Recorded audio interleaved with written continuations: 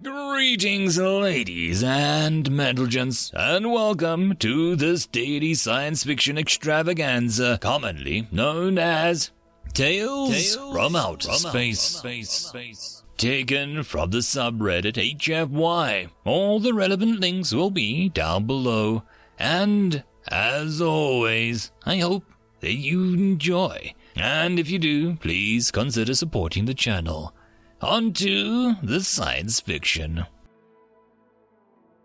Story number 1. Mating Leave, written by Hitching Post. Mansour is the only Type 5 or above planetary government that doesn't provide for at least some paid time off for mating season. Secretary Chambliss.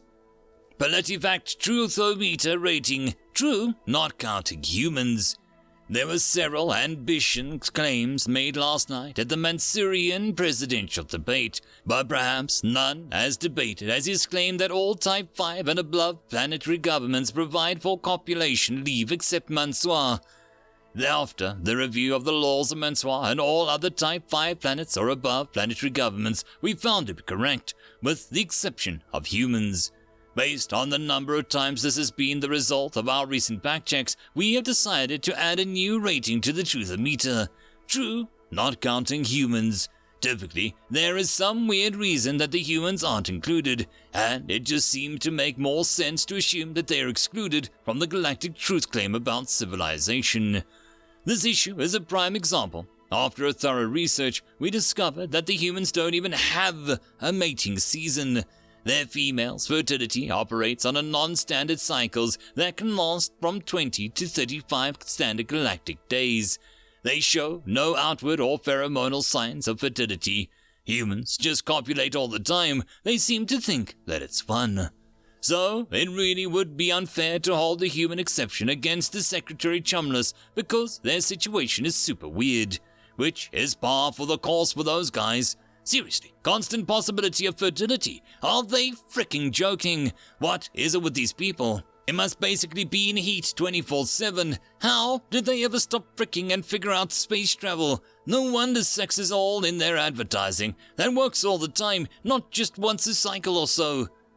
In conclusion, the humans are freaking weird, and for the sake of our sanity and yours, from now on, when they are only the exception to an otherwise true statement, we're going to list it as true, not counting humans.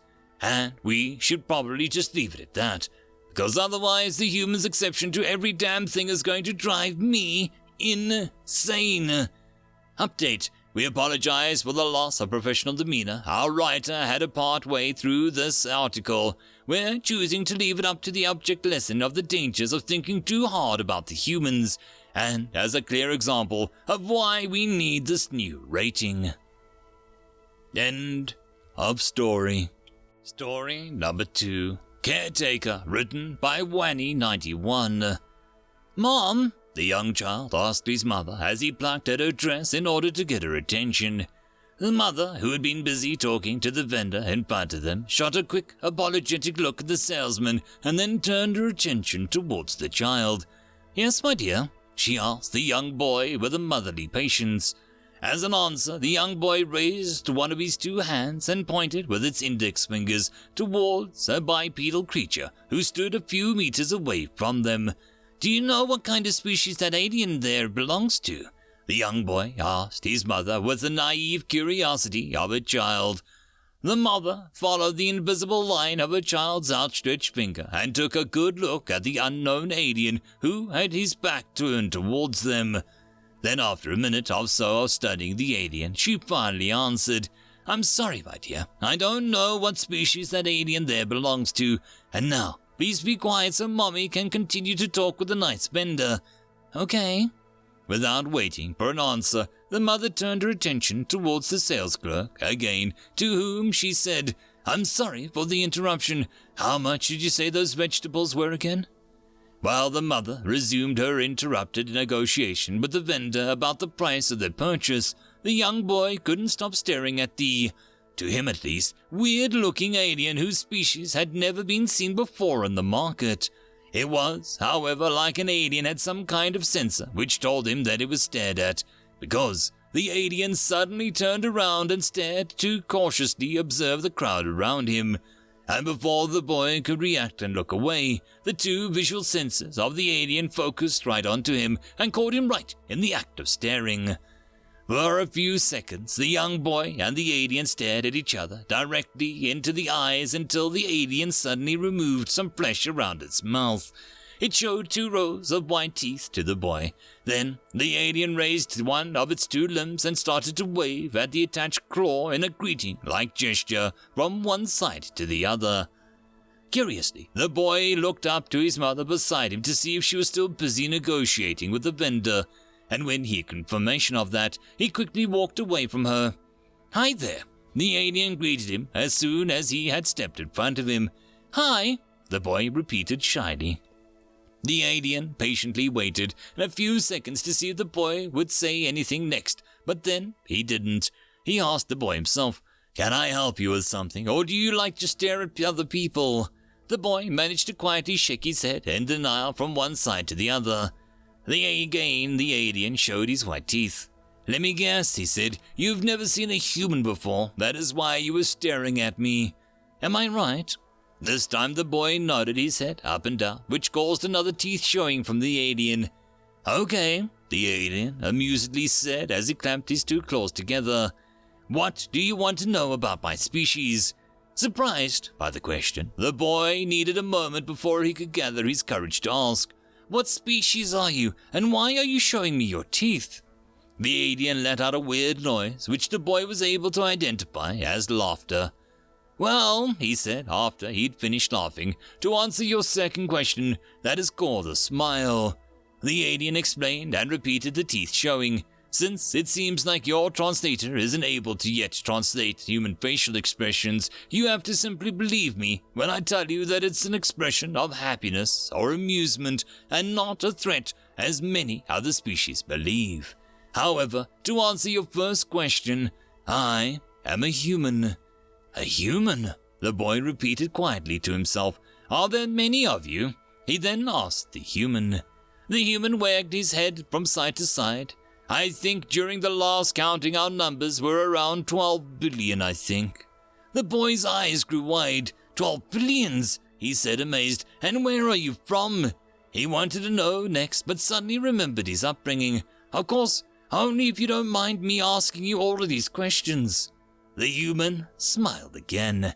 "Don't worry," he said and made a repellent move with his claw. "I don't mind your questions at all, and personally, I believe it's never a bad thing that a child wants to learn something. So, I'll try and answer your questions as best I can. And to answer your previous question, my species calls our home planet Earth. It is approximately located 25,000 light years away from here." Again, the boy's eyes widened when he heard the number. "Do all the humans look like you?" he wanted to know next. Again, the human tilted his head from side to side. "Well," he said slowly, "this is a little bit hard to answer.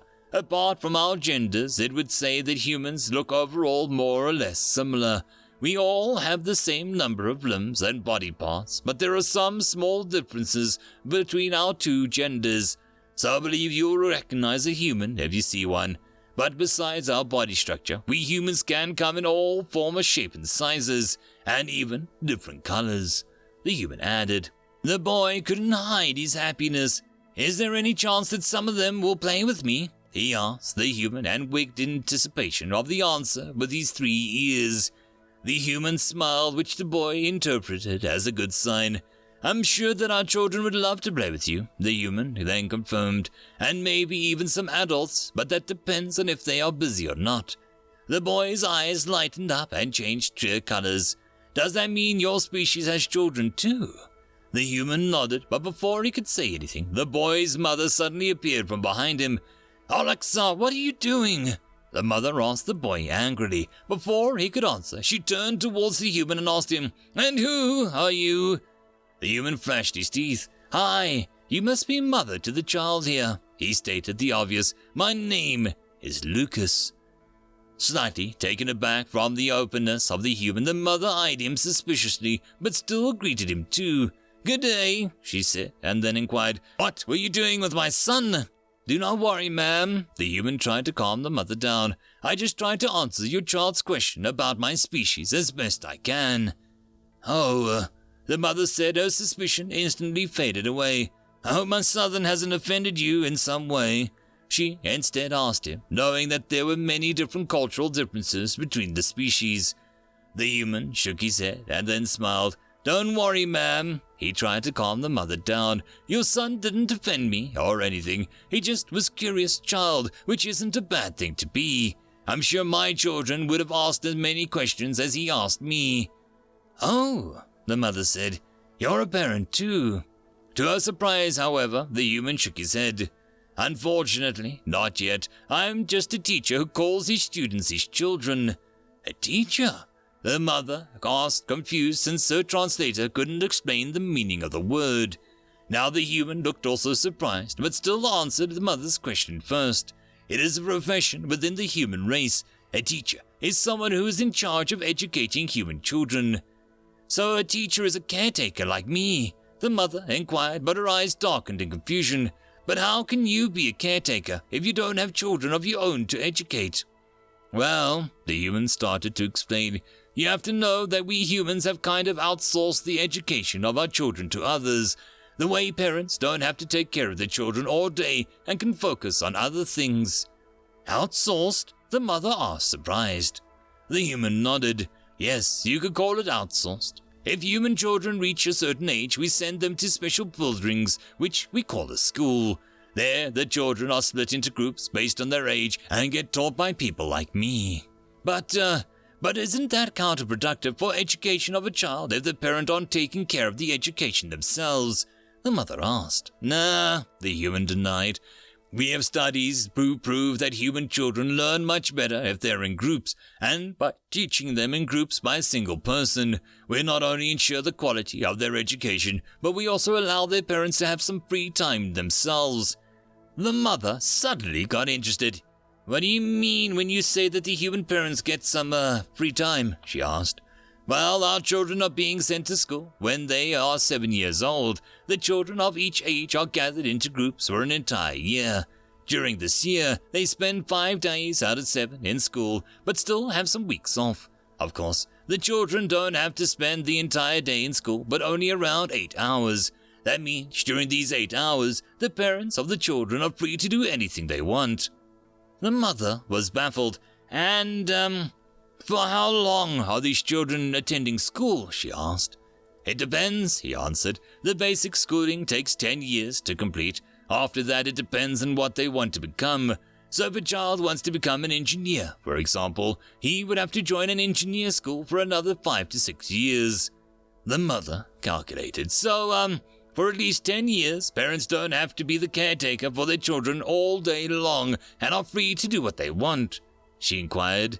When the human nodded, the mother's eyes turned yellow in anticipation. So, she said, copying the smile of the human, any chance that my child can join your school too? End of story. And that, my friends, concludes this dose of science fiction fun. I hope that you enjoyed, and if you did, please don't forget to support the author from the link down below.